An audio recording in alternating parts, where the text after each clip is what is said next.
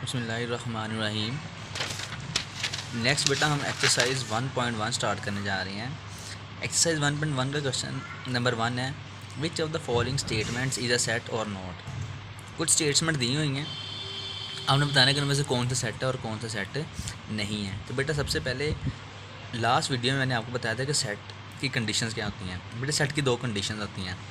एक कंडीशन क्या है कि उसके जो सेट के एलिमेंट्स हैं वो वेल डिफाइन हो, और दूसरी कंडीशन थी कि सेट के जो एलिमेंट्स हैं वो डिस्टिंक्ट हों।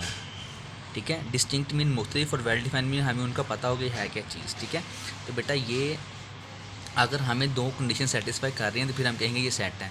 अगर कोई भी कंडीशन ना सेटिस्फाई करे तो हम कहेंगे ये सेट नहीं है। तो बेटा सबसे पहले क्वेश्चन स्टार्ट करते हैं। एक्सरसाइज 1.1। ठीक है, देखें सबसे पहला क्वेश्चन लिखा हुआ which of the following statement is a set और नॉट। तो सबसे पहला क्वेश्चन है, फर्स्ट पार्ट लिखा है द 5 प्रोविंसेस ऑफ पाकिस्तान। बेटा पाकिस्तान के 5 सूबे। अब देखिए ना, बताना कि ये सेट है या नहीं। तो बेटा मैं कह रहा हूँ कि ये सेट है। अगर सेट है तो फिर कैसे कहूँगा कि सेट है। बेटा पाकिस्तान के अगर 5 सूबे हैं तो देखें, पंजाब, सिंध, सरहद, बलूचिस्तान और खैबर पख्तूनख्वा। 5 सूबे हैं बेटा, पाँचों सूबे एक दूसरे से अलग हैं। लेकिन ये नहीं है कि 2 दफ़ा पंजाब है, ये नहीं है कि 2 दफ़ा सिंध आ रहा है, 2 दफ़ा सरहद आ रहा है। ऐसा नहीं बेटा, एक ही पंजाब है, एक ही सिंध है, एक ही सरहद है, एक ही बलूचिस्तान और एक ही KPK है, खैबर पख्तूनख्वा है। ठीक है बेटा, अब देखें मैंने कह दिया 5 हैं, तो बेटा पाँचों का हमें पता है कि ये वेल डिफाइन भी है और पाँचों एक दूसरे से मुख्तलिफ है। इसका मतलब ये सेट है। तो बेटा आप क्या करेंगे, आप पहले ये वाला क्वेश्चन लिखेंगे और उसके आंसर में लिखेंगे इट इज़ अ सेट, या सिर्फ सेट लिख देंगे। ठीक है, मैं इधर लिखे अगर तो पहला क्वेश्चन लिख बता देता हूँ आपने कैसे लिखना है कॉपीज़ पे। बेटा सबसे पहला क्वेश्चन है, इधर आप लिखोगे ऐसे, दी 5 provinces of Pakistan.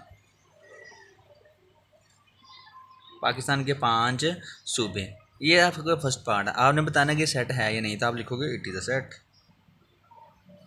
It is a set. तो बेटा ये इसका आंसर है, या आप सोल्यूशन लिख लोगे। ठीक है, आंसर लिख लो या सोल्यूशन लिख लो। तो बेटा आप ऐसे लिखोगे। ठीक है, ये इससे आप लिखोगे, क्वेश्चन को लिखोगे आप बेटा ब्लैक पॉइंटर से या ब्लू मार्कर के साथ। तो आंसर तो बेटा आपने लिखना होता है हमेशा पेन के साथ ही।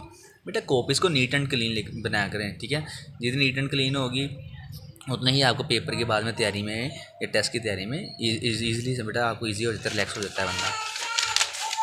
ठीक है, तो नेक्स्ट बेटा नेक्स्ट पार्ट में आते हैं। नेक्स्ट लिखा हुआ है the difficult question of a test. जो टेस्ट में डिफ़िकल्ट क्वेश्चन आते हैं, ठीक है, तो बेटा टेस्ट में डिफ़िकल्ट क्वेश्चन आते हैं मीन्स एक टेस्ट में कोई सवाल आ रहा है। बेटा टेस्ट में डिफ़िकल्ट क्वेश्चन एक नहीं होता, अगर आता है तो सारे ही आते हैं, अगर नहीं आता फिर एक दो डिफ़िकल्ट क्वेश्चन आ जाते हैं। मीन्स डिफ़िकल्ट क्वेश्चन एक नहीं है, कितने हैं, 2 हो सकते हैं, 3 हो सकते हैं, या कोई भी नहीं हो सकता। बेटा कोई भी ना हो तो फिर भी सेट नहीं है। ठीक है, अगर 2 हो जाए तो फिर भी अगर 2 मीन 2 रिपीट हो गया ना, 2 नहीं, मैंने कहा था डिस्टिंक्ट हो, नंबर मुख्तलिफ हैं लेकिन डिफ़िकल्ट क्वेश्चन का मतलब क्या है। अब हमारे ये सवाल वेल डिफाइन नहीं है, हम कह तो रहे हैं कि हर सवाल दूसरे सवाल से मुख्तलिफ होगा, डिस्टिंक्ट हैं, लेकिन क्या है ये वेल डिफाइन नहीं है। अब हमें नहीं पता वो सवाल कौन कौन से हैं, तो बेटा ये क्योंकि हमें पता नहीं है ये सवाल कौन कौन से हैं, ये वेल डिफाइन नहीं है। सवाल ऑटोमेटिकली बेटा ऑटोमेटिकली आपको पता है कि जो सवाल वो टेस्ट में मुख्तलिफ होते हैं। ठीक है ना बेटा, टेस्ट में सवाल मुख्तलिफ होते हैं तो वो डिस्टिंक्ट हो जाएगा। लेकिन जो फर्स्ट प्रॉपर्टी है कि वो वेल डिफाइन हो, तो बेटा इधर तो सिर्फ डिफ़िकल्ट क्वेश्चन का कहा हुआ है, क्वेश्चन कह दिया लेकिन वो बताया नहीं कि कौन से क्वेश्चन। ठीक है, क्योंकि वेल डिफाइन नहीं है तो इसका मतलब है ये सेट नहीं है। अब नेक्स्ट आ गया ज्योमेट्रिकल इंस्ट्रूमेंट्स। बेटा ज्योमेट्री में जो इंस्ट्रूमेंट्स होते हैं, जो आप बेटा वो प्रकार यूज़ करते हो, स्केल करते हो, वो डी और ट्रायंगल यूज़ करते हो, बेटा वो सारे इंस्ट्रूमेंट बेटा एक दूसरे से मुख्तलिफ होते हैं, उस सबके कोई ना कोई नाम होता है। इसका मतलब क्या है कि वो सेट हैं।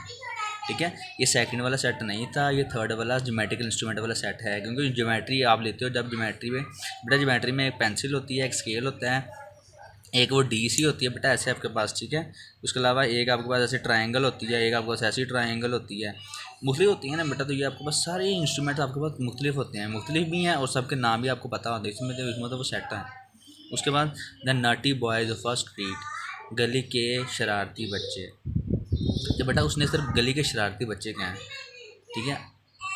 अब देखो गली में शरारती बच्चे बेटा बहुत से होने हैं, ठीक है, मुख्तलिफ गली में शरारती बच्चे होने हैं, लेकिन हमें बच्चों का पता नहीं है उस बच्चे का नाम क्या है, उस बच्चे का नाम वेल डिफाइन नहीं है। बच्चे बेटा होने तो मुख्तलिफ ही हैं, क्योंकि एक बच्चा दो दफ़ा तो नहीं होता, एक बच्चा एक होना एक दफ़ा डिस्टिंक्ट है, लेकिन ये वेल डिफाइन नहीं है। इसका मतलब क्या, ये सेट नहीं है।